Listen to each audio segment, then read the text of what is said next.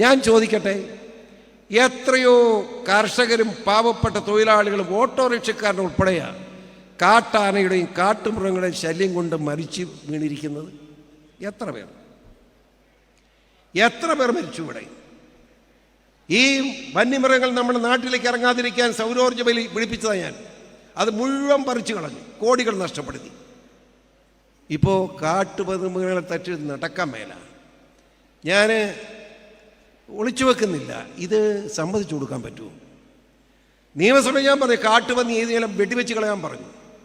അതിന് വയ്യോ, PCO ഒരു കാട്ടുപന്നി വെടിവെക്കാൻ പറഞ്ഞു, വലിയ ആരോപണം പറഞ്ഞു. എനിക്ക് സൗകര്യം ഉണ്ടായിട്ട് ഞാൻ പറഞ്ഞത്, എൻ്റെ അഭിപ്രായം അത് തന്നെ. ഇപ്പോഴും ഒളിച്ചു വെക്കുന്നില്ല. ഇവിടെ മനുഷ്യന് ജീവിക്കണം. ഞാൻ ഓസ്ട്രേലിയയിൽ ചെന്നപ്പോൾ അവിടുത്തെ ദേശീയ മൃഗം കങ്കാരുവാണ്.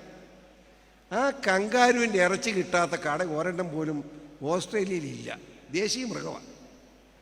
ഇവിടെ പന്നി ഇവിടുത്തെ ദേശീയ മൃഗമൊന്നും അല്ലല്ലോ, പിന്നെ എന്തിനാ ഈ പന്നിയെ വെച്ചുകൊണ്ടിരിക്കുന്നത്? എനിക്കറിയത്തില്ല. അത് തുടരുതെന്നാണ് പറയുന്നത്.